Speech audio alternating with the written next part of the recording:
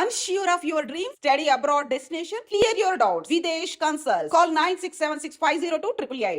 ఆ బ్లాస్ట్లో టెంపుల్ దగ్గర జరిగిన బ్లాస్ట్లో వాళ్ళ హస్బెండ్ ఆ వైఫ్ చెప్తున్నారు ఆమెను ఇంటర్గేట్ చేస్తే తర్వాత ఈయన రాత్రి మొత్తం కూర్చొని సోల్డరింగ్ చేస్తున్నా ఉంటాడు. ఏమనంటే నేను రిపేర్ చేస్తున్నా అంటున్నాడు.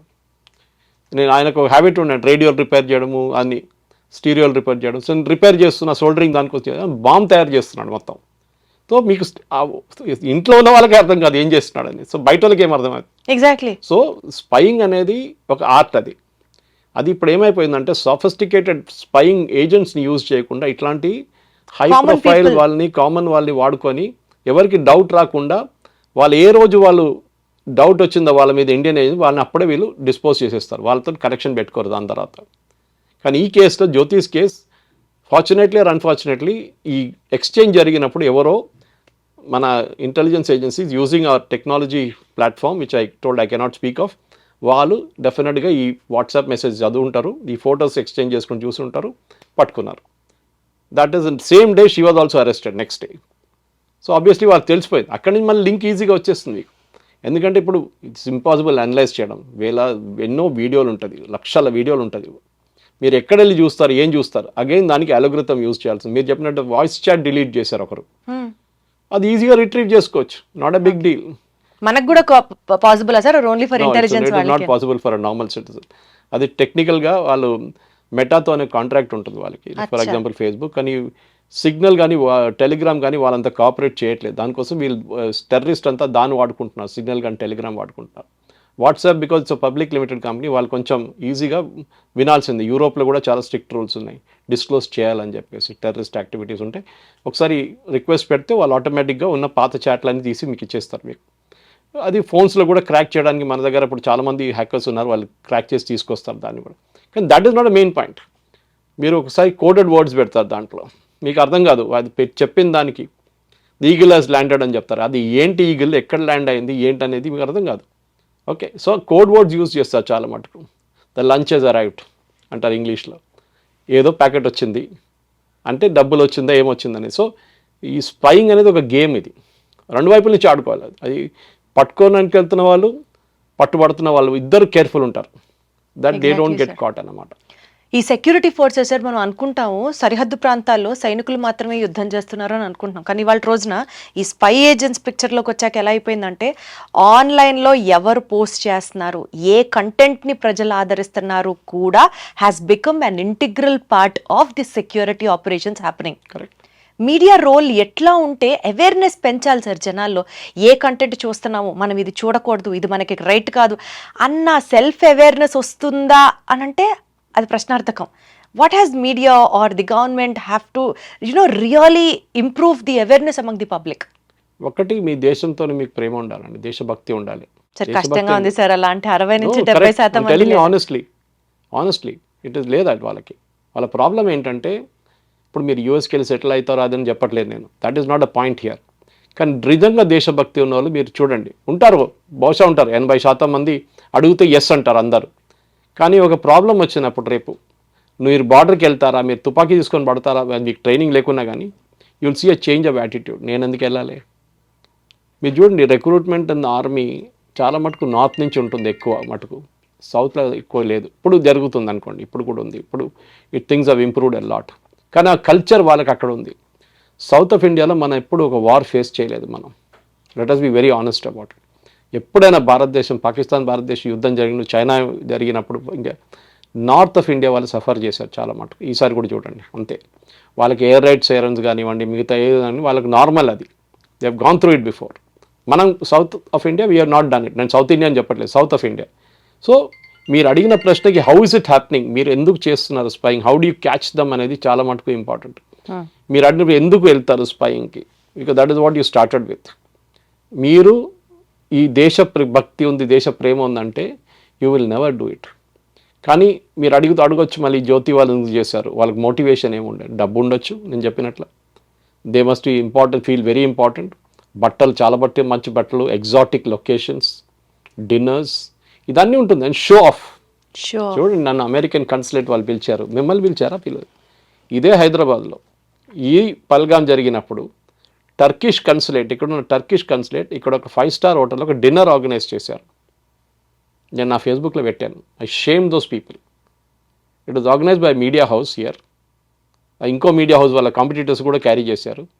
దాట్ ఆ డిన్నర్ అటెండ్ చేసిన సిటీలో ఉన్న పేజ్ 3 క్రౌడ్ మొత్తం వెళ్ళారు, ఇంక్లూడింగ్ ఫేమస్ పీపుల్. వాళ్ళ ఫోటో అంతా వచ్చింది, కానీ ఆ పబ్లికేషన్ ఏం చేశారంటే పేజ్ డిలీట్ చేసి పడేశారు. దానికన్నా ముందు నేను డౌన్లోడ్ చేసుకున్నాను దాన్ని, and I put it on my Facebook. చూడండి వీళ్ళందరూ వెళ్ళారని చెప్పేసి. ఇప్పుడు అందరు దాచుకుంటున్నారు. ఇప్పుడు నాకు తెలియదు, వాళ్ళు ఒట్టిగా పిలిచారు. మిమ్మల్ని ఒట్టిగా పిలుస్తారండి టర్కిష్ కాన్సులేట్ వాళ్ళు? మీరు అవుట్ ఆఫ్ ద బ్లూ మీకు అనిపించారు? మీ దాంట్లో వాళ్ళు వాడుకోవడానికి మీ ఏదో ఒక ఇమేజ్, అది డిన్నర్ ఆర్గనైజ్ చేసింది టర్కిష్ డిలైట్ అని పెట్టారు, ఫుడ్ ఫెస్టివల్ లాగా. బట్ వాళ్ళు ఏమేంటంటే కల్టివేట్ దిస్ పీపుల్. సో మనం ఒక టిపికల్ ఈ టర్కిష్ కన్సులేట్లో హైదరాబాద్ జరిగిన ఒక సింపుల్ ఇన్సిడెంట్ చెప్తున్నాను. అది కాకుండా దీనికున్న ముందుకున్న బ్రిటిష్ హై కమిషనర్ హైదరాబాద్లో, అతనితో నాకు రెగ్యులర్గా ట్విట్టర్లో వార్ జరుగుతుండే. అతను స్పెసిఫిక్ మనుషులు కలుస్తుండే ఓల్డ్ సిటీకి వెళ్ళి. నేను ఎప్పుడు అడిగేటోళ్ళు, ఈయన హ్యాబిట్ మీకు తెలుసా? వీళ్ళు ఏం చేస్తారు తెలుసా? వీళ్ళ ట్విట్టర్ అకౌంట్లో వెళ్ళి మీరు ఎట్లాంటి కామెంట్ పెడతారు చూస్తారు తెలుసా? కాదు, ఏదో మనం కో ఎగ్జిస్టెన్స్ అండ్ ఏదో లాంగ్వేజ్ యూజ్ చేస్తారు, టాల్ లాంగ్వేజ్.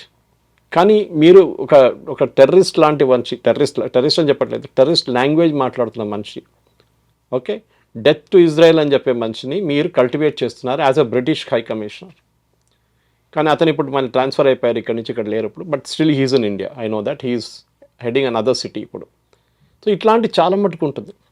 సో ఈ స్పై ఏజెన్సీస్ అని అన్ని కన్సిడరేట్ వాళ్ళు చేయడం చెప్పట్లేదు.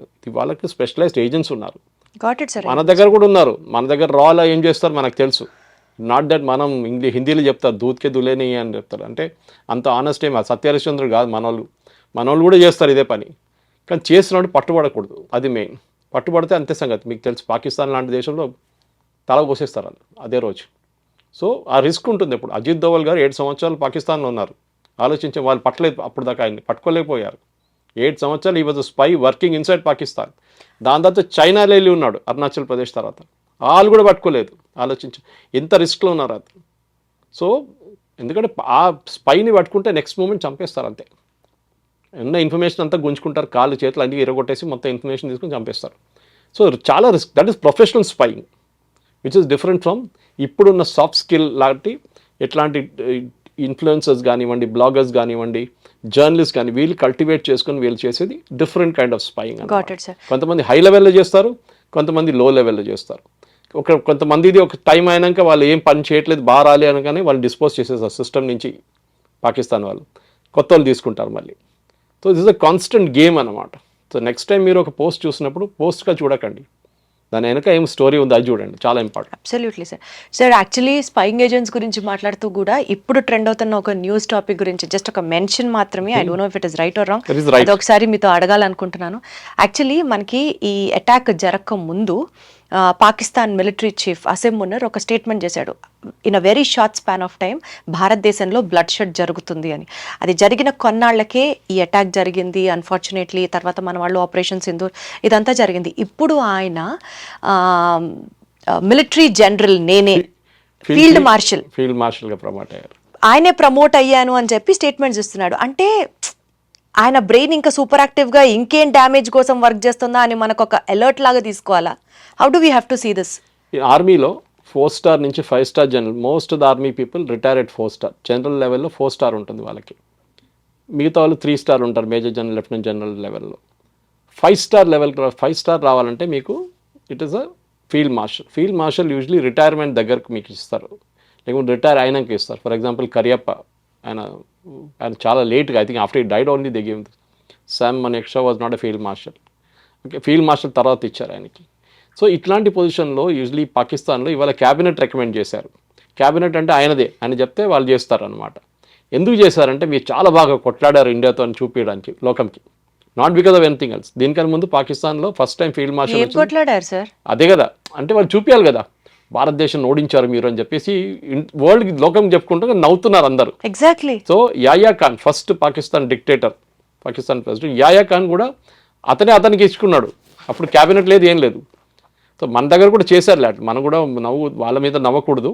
మన దగ్గర ఇందిరాగాంధీకే భారతరత్న ఇచ్చుకుంది, నెహ్రూకే భారతరత్న ఇచ్చుకున్నారు. ఆలోచించండి. సో మనం పాకిస్తాన్ మీద నవ్వే ముందు మనం కూడా చూసుకోవాలి, మనం ఏం చేసాం ఇక్కడ అని చెప్పి. ఈక్వివలెంట్ కాదు అది, ఆర్మీ ర్యాంక్ కాదు, కానీ మీరేం చేశారు? ఓకే, నెహ్రూ రికమెండ్ భారతరత్న, ఇందిరాగాంధీగా రికమెండ్ చేసుకుంది భారతరత్న, వాళ్ళే వేసుకున్నారు. అది అది రన్నింగ్ జోక్, అది దట్ ఇస్ జరిగింది అది.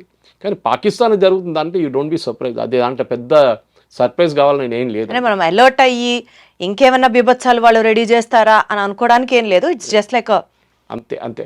So it is Pakistan. ఈ ఫీల్డ్ మార్షల్ కాగానే ఏమైపోతుందంటే యూజువలీ ర్యాంక్తోని, దట్ ఫస్ట్ 5 స్టార్ ర్యాంక్లో మీకు దాని తర్వాత ఆపరేషనల్ రోల్ ఉండదు, జనరల్కే వెళ్ళిపోతుంది మళ్ళీ ఎవరు ఆర్మీ చీఫ్, కొత్త ఆర్మీ చీఫ్కి. సో మనం చూడాల్సిందంటే ఇవాళ రేపట్లో కొత్త ఆర్మీ చీఫ్ని అపాయింట్ చేయబోతున్నారా అని నాకు ఒక డౌట్ ఉంది.